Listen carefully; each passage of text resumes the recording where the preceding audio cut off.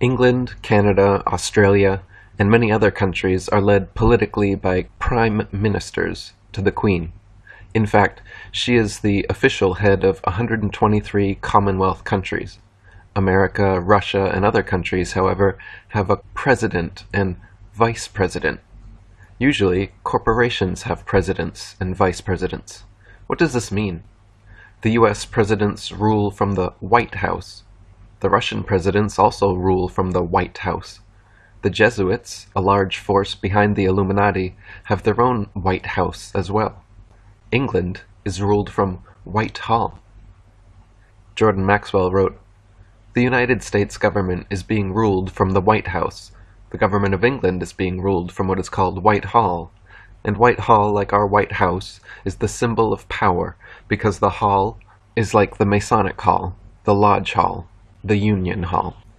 Press Trivedi wrote, "For those who think America controls the roost, it would do well to consider that the Queen of England is still the official head of Commonwealth, 123 countries, and the official monarch of Australia and Canada, along with the United Kingdom. Add to that the fact that all Bush Sr. got for his 2 terms as President of USA is a mere knighthood of the British Empire." The original 13 colonies were actually called companies. Military units are also called companies. We sing patriotic songs like the Star-Spangled Banner, but a banner is a corporate advertisement, not a flag. You surrender with a white flag, no colors. When you get mad, you show your true colors. If you just won independence in a bloody revolution with Britain, would you choose the same 3 colors for your new US flag? Why does every heart ring true for the red, white, and blue?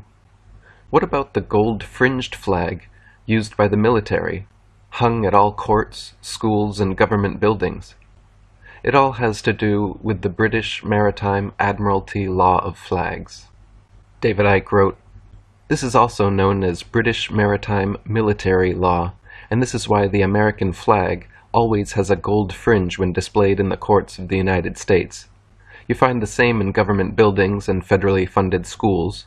The gold fringe is a legal symbol indicating that the court is sitting under British maritime law and the Uniform Commercial Code. Military and merchant law, not common or constitutional law, under the Admiralty Law of Flags, the flag displayed gives notice of the law under which the ship, in this case the court, is regulated. Anyone entering that ship, court, accepts by doing so that they are submitting to the law indicated by that flag. Judges refuse to replace the flag with one without a fringe when asked by defendants who know the score, because that changes the law under which the court is sitting. If you appear in a court with a gold-fringed flag, your constitutional rights are suspended, and you are being tried under British maritime military merchant law."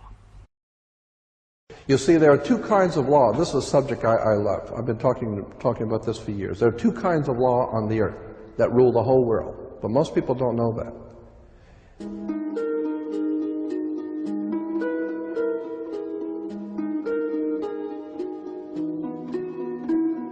All over the world, all governments are ruled by what is called civil law.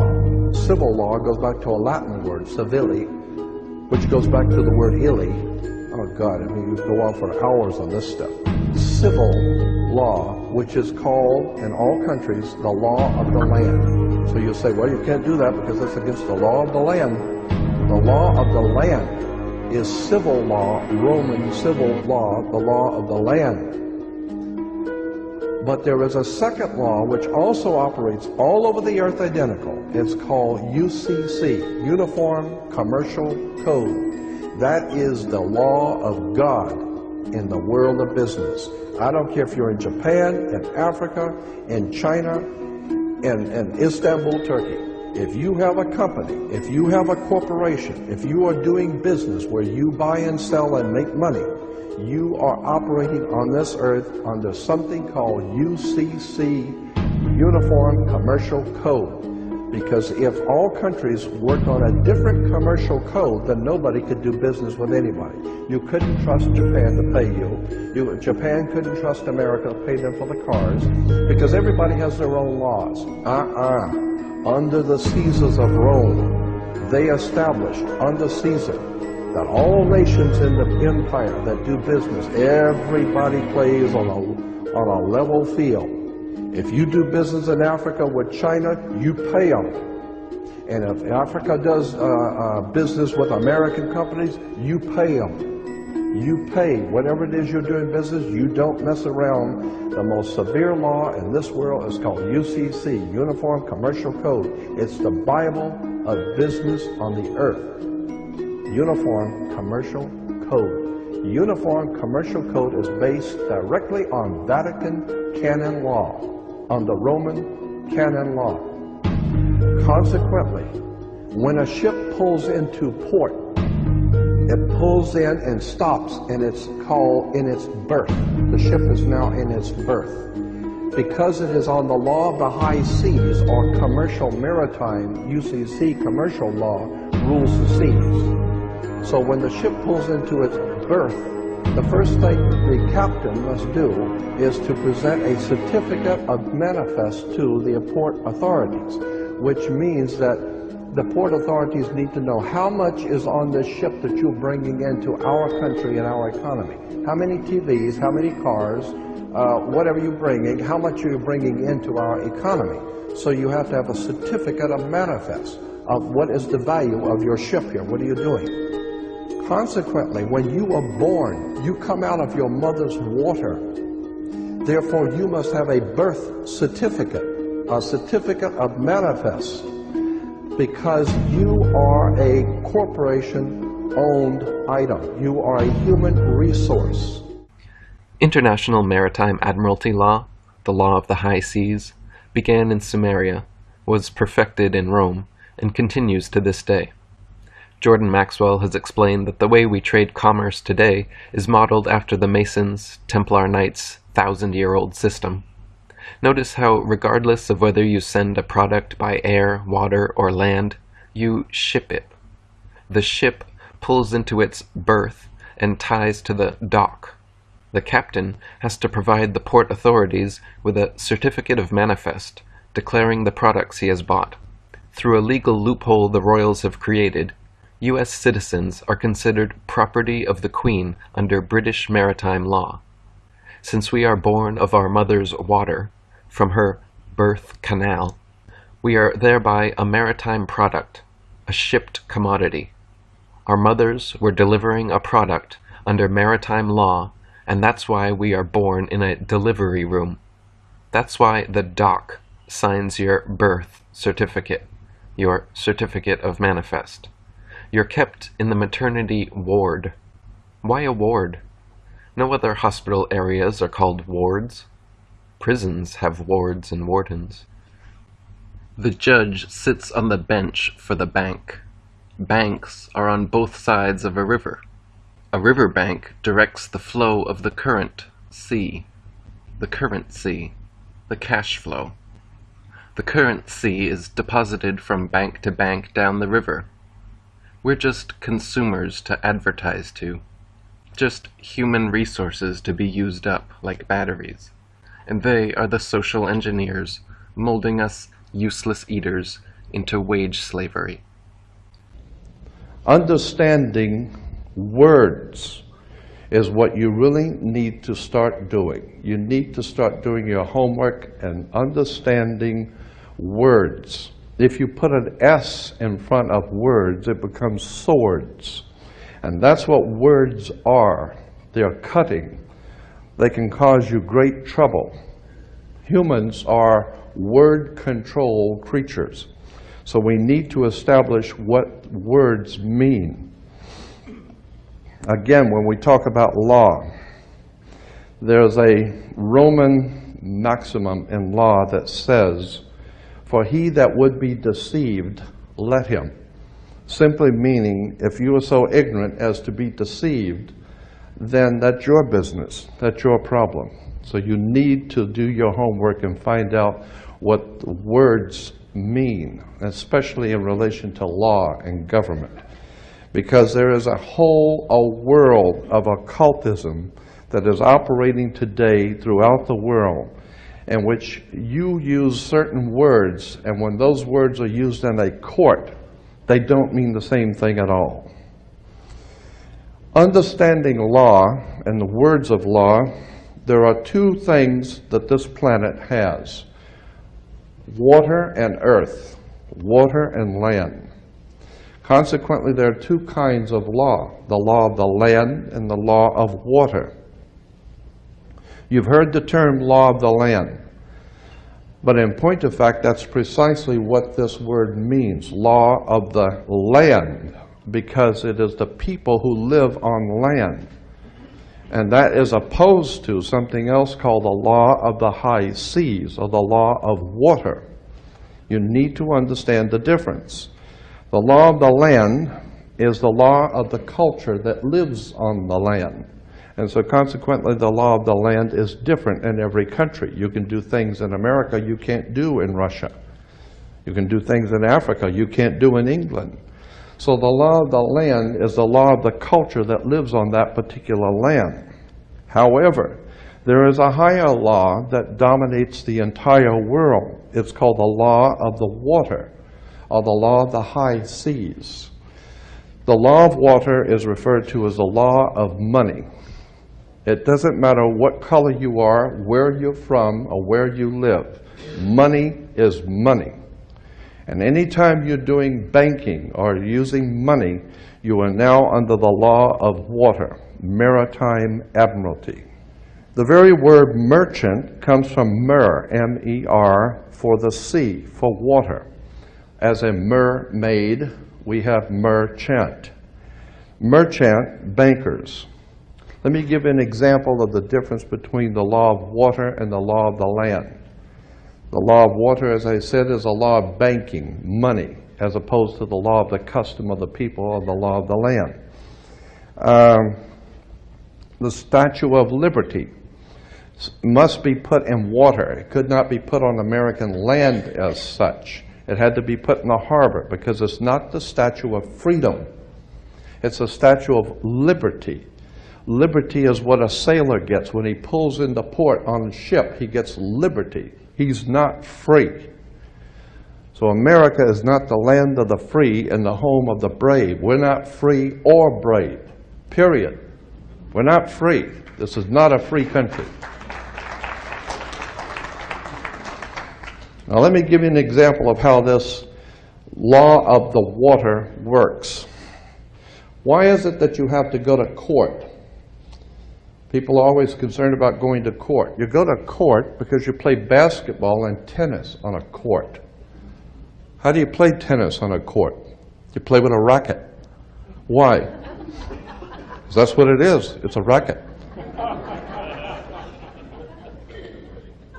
And make no mistake, they do not pick words by chance. These words are very serious. They do not use words in terms with no avail. These words are very important. When you go into a court, what's the idea of going to court? It's a game, like basketball. The whole idea in a court is to put the ball back in the other guy's court. One team gets up and they throw the ball over to that team of lawyers. That team gets up and throws the ball back into their court. And consequently, it's a ball game. And the judge is wearing a black robe, so he is the referee. The judge is the referee. He doesn't care which side wins or loses, because he's going to get paid anyway. So he couldn't care less. He's merely there as a referee, and that's why he wears a black robe. And that's another interesting subject we can get into later. But the judge is a referee between two teams. The judge, we are told, rules from the bench. The word bench in Latin is a bank. Therefore, the judge rules for the bank. Where do you find banks? You find banks on both sides of a river. They're called river banks. And what does a river bank do? It directs the flow of the current. See? the juice. Consequently, your money is currency because it's the flow, the cash flow. And I'll give you an example of how this works. When a ship pulls into a harbor, all ships are referred to as female. Airships, rocket ships, sailing ships are always female. Why? There's a very good reason. Maritime Admiralty banking law says all ships are female because they're carrying items for money, and so consequently they are under Maritime Admiralty law. Let me give you an example of how this works. When a ship pulls into a harbor, it parks at the dock, and it ties off at the dock. The captain has to provide for the port authorities a certificate of manifest, because yesterday the ship was not here, but this morning the ship pulled in, so it has manifested. So consequently, all the products, the $800 million worth of TVs or Toyotas, have manifested. So each one of those items coming off of that ship has come off of water. And they has come in a ship. And consequently, on a ship, all ships have a captain. The word captain comes from a Latin word, capital, money. So the captain represents the money that's on board the ship. And as I said, the captain has to present to the port authorities a certificate of manifest for each and every item. How much does it weigh? What color is it? How many doors does it have? Etc. And consequently, the captain presents a certificate of manifest. The ship is sitting in its berth. Wherever a ship sits when it docks is called its berth. She sits in her berth. All the items, as I said, coming off that ship represent money. They came in on water. They are Maritime Admiralty product. And this is true all over the world. Now, when you were born, your mother's water broke. And when your mother's water broke, you came out. And this is why you have to have a birth certificate, because you are a Maritime Admiralty product under international law. You are considered, your body is considered a Maritime Admiralty product. Your mother delivered you. This is why if you go to Sears and buy a refrigerator, they will ship it to you. They will deliver it. And that's why you were in your delivery room. Your mother was delivering a product. Maritime Admiralty, you came down your mother's birth canal. And once and as you're taking one of the televisions or the cars off the ship and it falls down and breaks, that's all right. Sometimes they're stillborn, so consequently you've lost money on that one. Therefore, you have to have a death certificate. And it's always signed by the dock. The dock has to sign your birth certificate and your death certificate. All of these words and terms are Maritime Admiralty banking words. And therefore, if you understand lawyers and judges and courts and government are all under international Maritime Admiralty law. All religions, all churches in the world operate under maritime law. This is why all churches are divided into denominations, like 20s and 50s and 100s. Serious.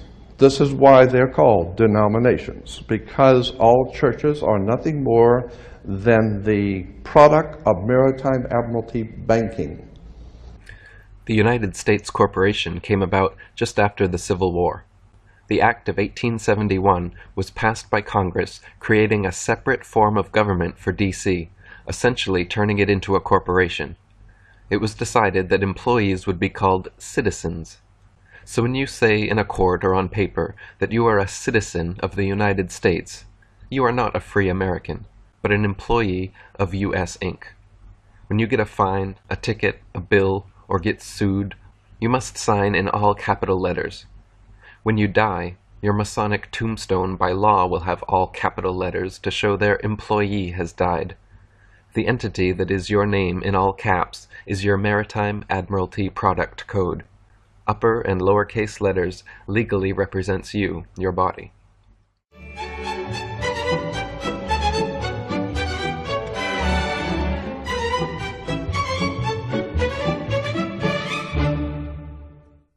Ah, the government.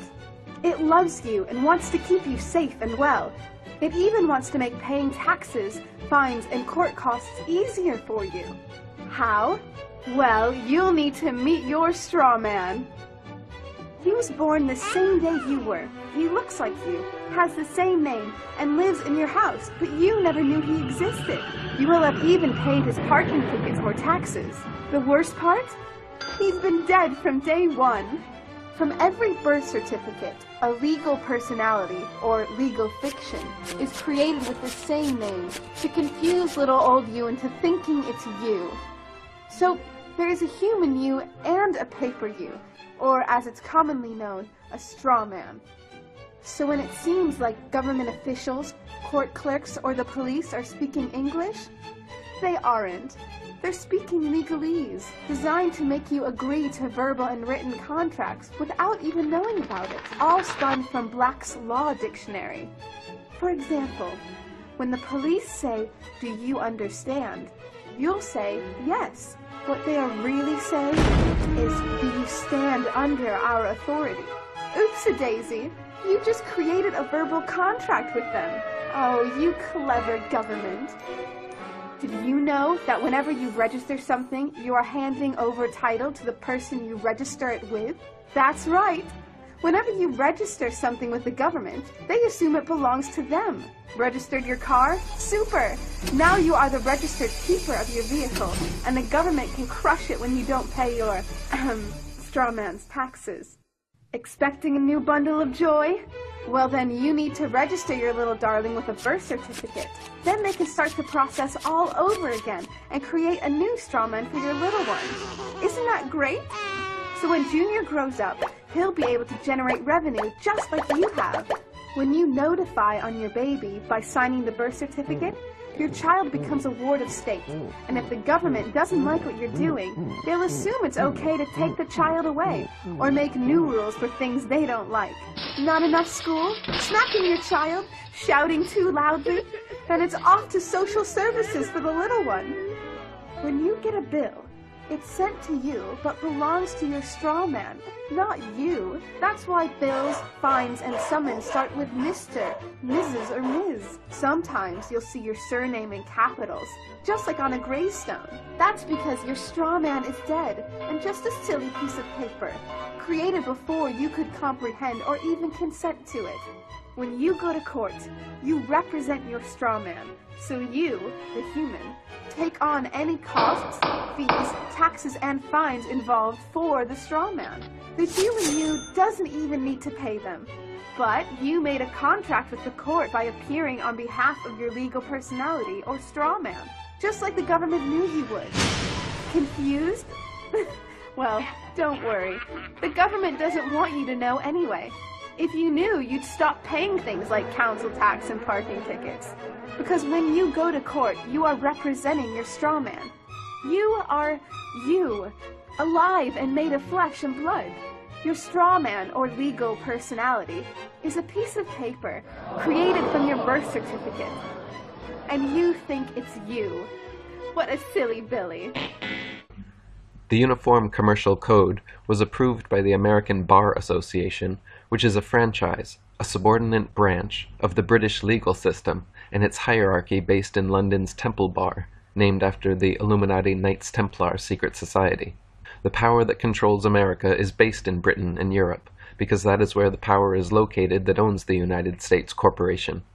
By the way, if you think it is strange that a court on dry land could be administered under maritime law, look at U.S. Code Title 18b7. It says that Admiralty jurisdiction is applicable in the following locations. 1. The high seas. 2. Any American ship. 3. Any lands reserved or acquired for the use of the United States and under the exclusive or concurrent jurisdiction thereof, or any place purchased or otherwise acquired by the United States by consent of the legislature of the state. in other words, mainland America. All this is founded on Roman law because the Illuminati have been playing this game throughout the centuries wherever they have gone. The major politicians know that this is how things are, and so do the government administrators, judges, lawyers, and insider journalists. Those who realize what is happening and ask the court for the name of the true creditor or recipients of the fines imposed by the legal system are always refused this information by the judge. The true creditors in such cases, and the ultimate recipient of the fines, are the bankers, to which the corporation, country, is bankrupt. Lawyers, or barristers, have to take the Bar Association bar exam just as alcoholics go to the bar, sugar junkies eat candy bars, and gamblers hope to get 3 bars on the slot machine. These all derive from the Templars' turn of the 13th century Temple Bar in England. Originally, the Temple Bar was literally just a bar, or chain between 2 posts next to the Temple Law Courts. This soon became a huge stone gate, and there were eventually 8 of these gates built so the elites could restrict and control trade within the city of London. They were taken down during the 19th century, but then each stone was numbered and kept in storage until 2004, when they just rebuilt the Temple Bar in London. I'm telling you that until you understand the laws, the symbols, the emblems, what these words mean, you're never going to suspect how far gone we really are. Did you know, for instance, that your birth certificate is a security on the stock exchange in the New York stock market? Did you know that? Because if you order your birth certificate, get a new one, order your birth certificate, it'll only cost you, sometimes it's free, it'll only cost you a few dollars. Order your birth certificate. On your birth certificate, all birth certificates in this country, on the bottom, it will tell you this is printed on security papers. Do not accept it not on full color security paper. Then on the right-hand corner, you will always have a series of numbers, red numbers, printed on the birth certificate. Those numbers are a security stock exchange number on the World Stock Exchange. You go to any good stock office and ask them, check these numbers in your computer and see how much this stock is worth, the certificate. And they will check it on the New York Stock Exchange and find your birth certificate is a stock on the stock exchange in America. Why? Because you are worth money to the international bank that bought you in 1930. We need to wake up. This is serious stuff. David Icke wrote, "The United States Corporation was created behind the screen of a federal government when, after the manufactured victory in the American War of Independence, the British colonies exchanged overt dictatorship from London with the far more effective covert dictatorship that has been in place ever since. In effect, the Virginia Company, the corporation headed by the British Crown that controlled the former colonies, simply changed its name to the United States and other related pseudonyms. These include the U.S., USA, United States of America, Washington, D.C., District of Columbia, Federal Government, and Feds. The United States Corporation is based in the District of Columbia, and the current president of the corporation is a man called George W. Bush. He is not the president of the people, or the country as they are led to believe. That's just the smokescreen. This means that Bush launched a war on terrorism on behalf of a private corporation to further the goals of that corporation. It had nothing to do with America or Americans, because these are very different legal entities.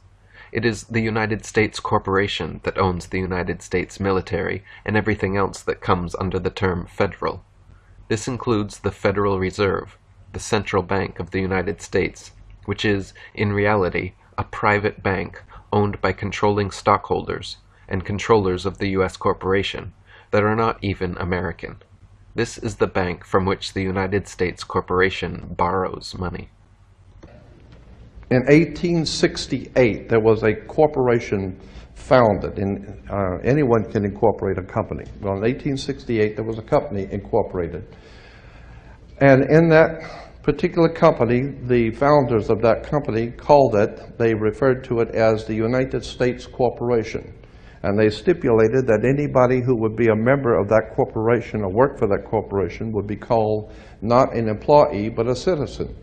So today, if you are asked, are you a citizen of the United States, what you think you're being asked is, are you lawfully in this country to do business? That's not lawfully what's being asked. They didn't ask you if you were in America lawfully. They ask you a specific question. Are you, of your own volition, out of your own mouth, testifying that you are a citizen of the United States? Because in that way, citizen of the United States means you are an employee of a foreign corporation operating on international maritime law. So today, the President of the United States is the President of a privately owned company. The company is called United States.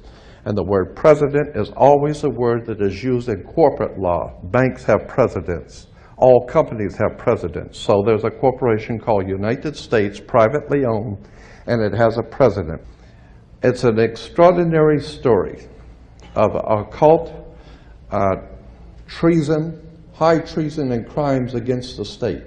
Make no mistake about it. There has never been a country on the face of the earth, as far back into history as you can go, there has never existed a country in which the people rose up and demanded their right to be free.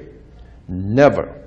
The concept of human, spiritual, intellectual, and physical freedom is a totally concept that has never, ever existed on the earth. The only time that has ever come into existence was the founding of this country, where it was understood that we were sovereigns and we owned our bodies, and consequently, since 1868, we're now on the International Maritime Admiralty Law. Think about this. When cowboys in Indian movies, when the cowboys would ride into town, they'd get off the horse, they were wearing guns. How come they could walk into a bar carrying guns? And if two guys got in an argument, they could go out on the street and draw on each other in front of the sheriff's office, and the sheriff would do nothing. How come? How come that men could go out in the street and shoot each other in front of everyone and had nothing be done about it? The reason why is because before 1868, all Americans were considered sovereigns. And that's one of the nice things about being a sovereign, is you have the right to be yourself.